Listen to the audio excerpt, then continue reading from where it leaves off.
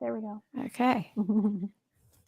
Hi, it's Lauren Abrams, 52 Weeks of Hope, and I'm so excited that we have Natha from Electra.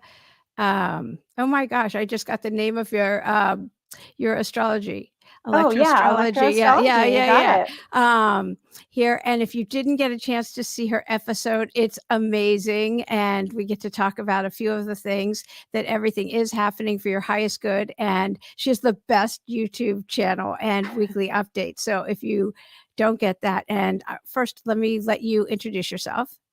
Hi. So, yeah, like you said, my name is Natha, and I am an astrologer for my business, Electra Astrology. And yeah, I mean, you and I are so in alignment, Lauren, because that is what I'm always looking to help translate and help everybody understand is how do we use astrology for our highest good without getting freaked out about it and without resting too much on the surface? How do we get in there and really use it as a tool for like navigating our lives?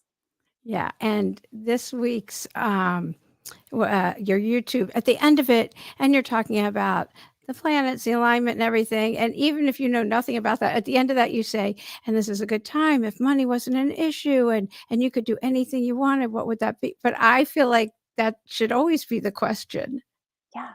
right? Yeah.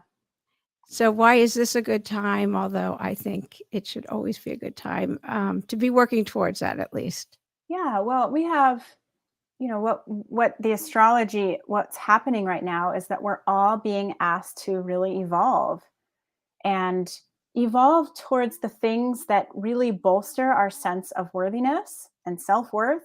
And money goes along with that, relationships, love, like it all falls under the same umbrella astrologically, which is under Taurus. So we are in Taurus season. We've got some planets, some really strong planetary energy in Taurus. And you know we should always be moving toward what is in our highest good and what is exciting and what brings us pleasure, but that's not always so easy because we can get really trapped in our fears and in our stories about how things go, and then even in our conditioning, like I don't know how to make enough money or other people have more than I do. But the astrology is really supportive right now of noticing those stories, those same old limiting beliefs that pop up in your field, and discarding them and really moving toward, what would I do if money and time and education were of no consideration? What would I be doing with my life? Because it's kind of like make or break. Like, are we going to just kind of plod through staying at medium speed? Or do you really want to up level? Because powerful time to up level, but in order to do that, you have to let go of some of those fears that pop in that tell you that you can't up level. Yeah, and what are you, I love talking about letting go of fears, but I want to hear from you suggestions of how people can let go of fears and their limiting beliefs. Well, I think the first thing is that you have to realize how pervasive they are, because yeah, walk through fears, take the risk, reap the rewards. I love that. Yeah, I mean, we have to identify that it's there. And so many of our fears are so unconscious. They developed when we were really young. So now is also a great time to be noticing, like, wow, that is actually something that is coming up. So the astrology is pointing those things out to us right now, too. We're all getting delivered sort of the bulk of our work. So what have, as you're listening, what has been presenting itself to you, maybe over and over, or maybe just once or twice, and it's felt like, wow, that was a huge insight around a behavior that you have that kind of keeps yourself small, keeps yourself diminished. What is the universe showing you? What's your higher self bringing to you? Because that is really the fear or the group of fears that you want to be looking at. Like, I'm gonna notice when this comes up so that I don't have to sink down into the dark hole of it. I can like say, nope, I'm not gonna go there. Yeah, or the repetitive relationship patterns, they may really show up now, is what I got from listening to your recent Yeah. YouTube. Yeah. I mean, that's the things that are repetitive are the things that really get us, because those Yeah. are, they kind of weave their way into everything that we do. So notice that too, wow, I do this all the time. Why? Yeah, it could be in work. It could be in any type of situation. So, what else is showing up a lot right now? I know you said the technical things or all the little it's always you know what? It's we hear it a lot. It's not the elephant in the living room, it's the ants in the kitchen. It's the little things, all these little things, right? And maybe there's a reason that it's all these little things right now. Yeah, well, we're heading into a Mercury retrograde, so if you guys have heard of that, I think it's something that gets talked about a lot right now. But Mercury retrograde is the invitation to really look at the details of your life and how they inform your perception of your life. So it's a lot of our thoughts, the repetitive thoughts, and even the things that we watch on a daily basis. Like if you're somebody that watches the news, or your social media feed is curated to bring you a certain like genre of information, you want to be, again, aware of like, what is it that is informing me about the world? Because there's a lot of stuff happening in the world right now that we could get really freaked out about, could really stoke our fears. But you want to be careful. Like, do I really want to go there? Because, first of all, you're working to release your own fears. So it's sort of, I use this example a lot. Like when I was a teenager, I used to watch scary movies, horror movies with my girlfriends. And then I would be terrified. Like I'd be at a house babysitting and it was like every noise. I was like, oh, there's an axe murderer. And so, you learn like, hey, don't watch scary movies because they're just going to stoke your own fears. So that's kind of like for all of us, is don't watch scary stuff. Don't allow things into your field that are going to stoke your fears, because we're looking to release the fears so that we can move towards what is more useful and valuable.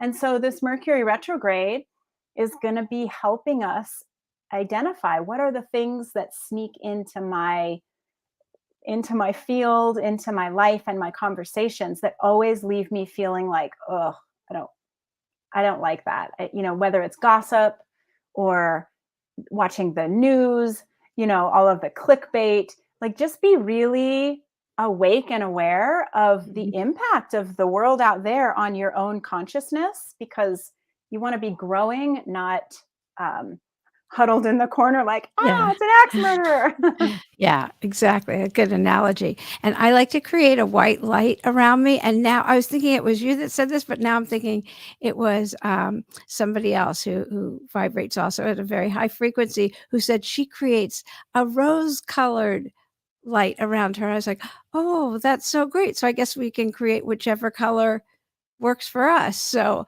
as that protection from a lot of Yeah. that. Yeah, I So, mean, you can protect yourself in all of these different ways, and it's not even like you necessarily need the protection, yeah. but it's really, if you're somebody that just needs to have that feeling of like, I'm protected. Yeah, you can use like Archangel Michael's cobalt blue cloak. Yeah. You can have a white light or a rose colored light kind of surround you. You can envision yourself in like one of those bubbles, like the good witch in the Wizard of Oz comes Yeah. floating in on. Any anything that you can do to protect your, sort of the clarity of your energy is really good at this time. So how can somebody who's listening align with their highest self and their highest good? Well, I think part of it is making sure to schedule in some time when you're just alone. Whether you're walking outside in nature or you're in the bathtub, water is a really good way to kind of purge yourself. Because a lot of us, especially that would be listening to this, might identify as being an empath, which means that we feel other people's emotions and we feel when there's heightened fear in the world, right? We can feel it and we take it on as our own, which is hard. It makes us a little heavier. So, anytime that you can be in your own space where it's just you and you can come back to yourself, where it's like, I'm not being so impacted by your mood and by your conversation. I'm just like taking a deep breath. I'm coming back into my body and getting oriented to where I am right now. And that kind of helps give you a baseline. Yeah, definitely. I have a good, I do this like cleansing meditation where I just imagine all the energies are leaving me. And Yeah. anyway, it's nice to do that. I also have been doing a lot of loving kindness and compassion type meditations and listening to that. But I think journaling and just like you said, getting quiet and being aware is good. How does somebody find a good teacher or mentor besides getting obviously their chart read by you and being aware that way and listening to your YouTubes, but just finding those mentors and teachers to help guide them? Do you have any ideas about that? Yeah, that's a great question, because I think that a lot of, like, we need guidance. Yeah. We can't just rest on our own knowledge, because half the time we're like, oh, I should a white light around me. Wow, that's a great idea. I hadn't thought of that. But I love Instagram. I have found some really, really amazing teachers on Instagram. Um, I think that there are some, I mean, there are a few teachers that I know that I follow that I really like. There are some amazing podcasts. I'm sure, Lauren, that you've had some people on your Oh podcast yeah. you know, that can guide you. So I would say, if you know that you'd like something else, some guidance, that start on your social media feed, or start looking, listening to your favorite podcaster, look down the list of interviews, and the universe does bring you what you ask for. Yeah. So to just intentionally say, hey, I just need somebody or some teachings or some guidance for how to really come back to myself and not get so hooked into my fears. And how am I going to build the world, the life, the money, the physical experience that I really want right now? Yeah, that's good. And you talked about how you even created your friends, the new friends. And it's true because once we put it out there, the universe does respond. I don't know how, but it just does. I have enough life experience to say, yeah, it really does. It works Yeah. that way. And it's kind of an amazing thing. Okay, for somebody that's new at tapping into their intuition and they're like, yeah, I think this is it. Or do you have any guidance for that? Well, I always say, start like your body tells you a lot. Your body gives you a lot of clues where your brain is really it's programmed, right? So don't try not to listen to your thoughts. Try to just listen to your body, and your body will give you very instantaneous feedback.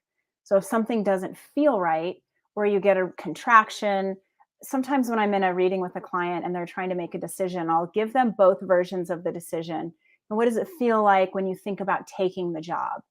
And it's like, if they say, oh, it feels really exciting, like I feel like this expansiveness in my heart and this kind of excitement in my abdomen. Okay. And how does it feel when you think of staying at the job that you're at? And it's like, oh, I feel heavy. I feel like I have a headache and I feel contracted. Like, that's your answer. Yeah, that's pretty blatant. Yeah, no questions there. Yeah.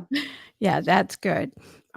Any other suggestions if they're not talking to you to do that, to Yeah. Well, figure that I out? mean, the thing is that anxiety is usually not your intuition, right? Anxiety tends to be the brain. Intuition tends to be pretty clear and direct. It should feel like an exact answer. And I've been playing around with that a lot lately too. It's like, if I only went with what my immediate reaction to something was, or I listened to that little voice in my head that's like, yes, no. If I only went with what it said to me, what would I be doing? And I've practiced it, and it's really led me to some amazing things. But it does take practice. It's not. I mean, if we were all so amazing at just trusting our intuition, we would probably be happier and have a smoother experience. But we're also here on this planet to learn. It's a school. So Yeah, we're trying to learn, like, how can I up level? How can I use these tools? which is good because it means that we're here to play. So Yes. we're also to lighten up and have fun. But one thing with that is I was taught when in doubt, do nothing. Mhm. So if you're not sure, just wait because the right answers come, and you actually do know, and but you have to wait till you're ready for the right answer. And I used to say if there's a time limit on my when I need to make that decision, I used to just ask the universe. I'm like, okay, I really am not getting it, so you need to be blatant. Like, let me know I need a blatant, and then I'm like expecting lightning bolts or something. Like it's not going to happen, but that's what I'd be waiting for. And it's the worst thing that happens is you make a mistake, okay? But take action.